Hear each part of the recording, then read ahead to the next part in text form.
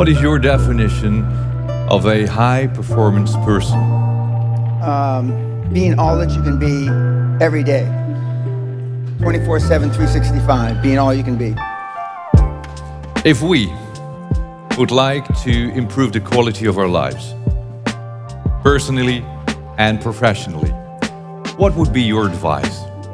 What can we do? What is most important?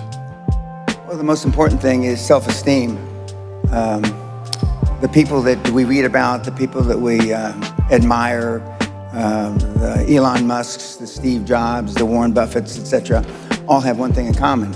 They have extremely high self-esteem. And of course, you've heard me say this before, self-esteem is built the first 7 or 8 years of life.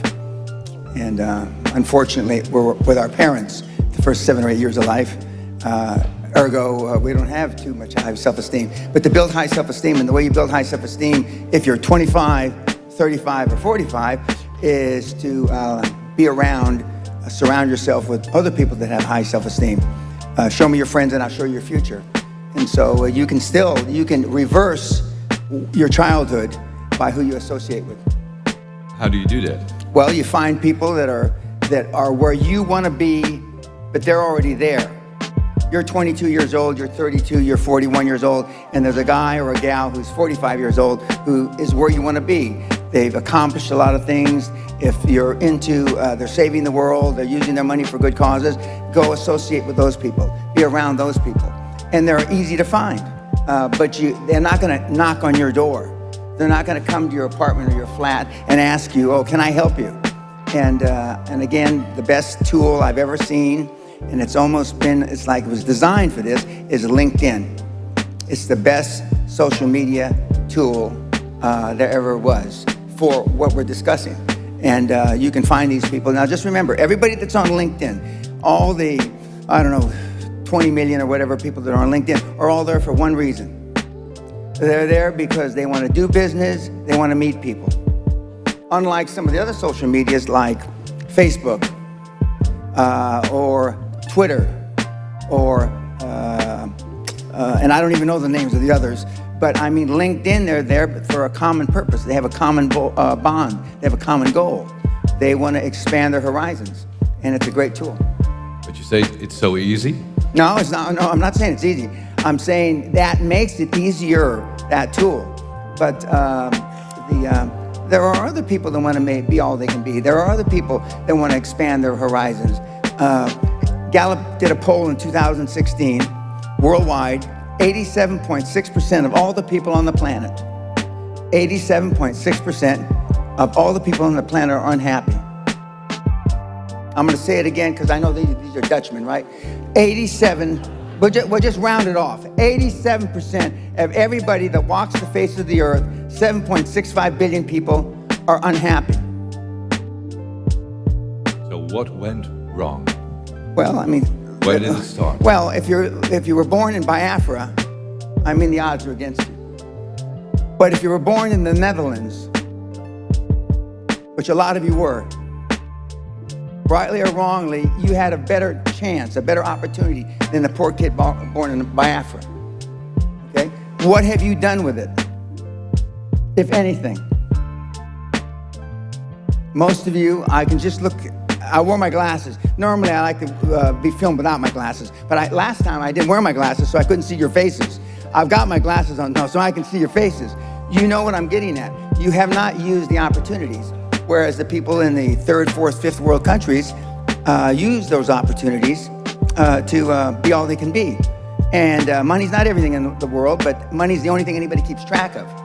And so you can use that money that you make, as the Gates are doing, in trying to save the earth, save the world, and to do good. But it all starts, you have to be serious about it. Most of the people that are engaged in personal development, for example, aren't serious. They're just, it takes up 3 or 4 or 5 hours of their time a week, and so they're fiddle farting around and they're not taking it serious. If you want to take it serious, Michael is a successful mentee of mine, and you wouldn't be here if it wasn't for he putting on these kinds of events. But he got serious about it a number of years ago, and he's doing a lot of good. How many of you can say the same? How many of you can say that you're serious about it? How many of you can actually say that you're trying to be all you can be? Now, I won't insult you by asking you to raise your hand because you'll just lie. We all know what the real answer is, don't we? You're not. And so if you want to be all that you can be, and if you want to be a high-performance person, and you don't have to be, 98% of all the high-performance people on the planet are introverts. I'm going to say it again slow because they're Dutchmen, right?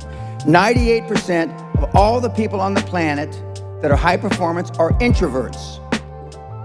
Elon Musk, Warren Buffett, Bill Gates have something in common. They're introverts just like you.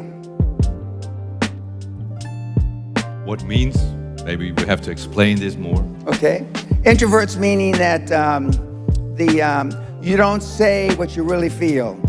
Introverts is you don't act as if you really wanted to show the person that you don't disagree with them. Introverts are when your parents were telling you shit when you were growing up, you just put your head down and kept your mouth shut. And that's why you're introverted now as adults. As you can plainly see, I wasn't raised that way. My father said, if you've got something in your mind, it should come out of your lips. If you've got something in your mind, it should come out your mouth, Dan. And God knows, I took it to heart, and I've lived that way all my life. At the TED Talk I gave a couple of days ago, which Michael was there to talk to the kids. It was quite interesting when I told them that I've been talking like this since I was a teenager. I've been talking shit since I'm a teenager. Which is some time ago. Well, I'll be 74 in a couple months, so it is some time ago. But the point is that I had self-esteem. I didn't know till I got grown up and was an adult that everybody didn't have self-esteem. I didn't understand that. I didn't realize that everybody didn't have self-confidence. I didn't realize that everybody didn't have self-worth. Because the kids that I hung with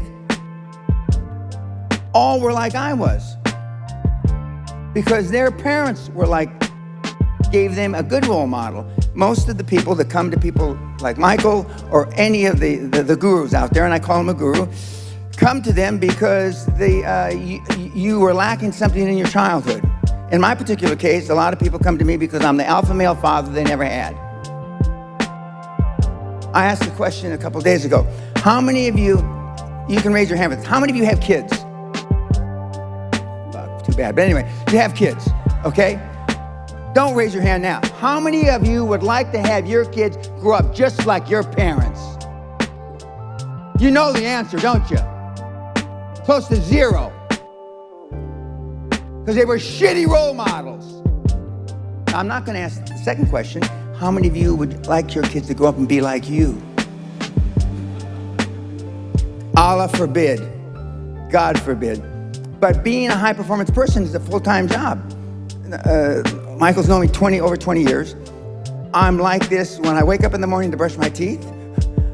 I'm like this when I brush my teeth before I go to sleep. I'm like this 24/7, 365, and I've been like this for the better part of 50 years. I'm always like this. I'm always pushing the edge of the envelope. And that's why, I'm an overnight success. I've been coaching 25 and a half years, but all of a sudden I'm popular as hell, but I've been doing this for 50 years. I have the same habits today as I had 50 years ago. The exact same habits. But they're just ingrained in me.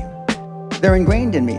And for those of you that have never been around the high-performance people like I just alluded to, the Warren Buffetts, Elon Musk, God rest his soul, Steve Jobs, who I happen to have known, they were like this 24/7, 365.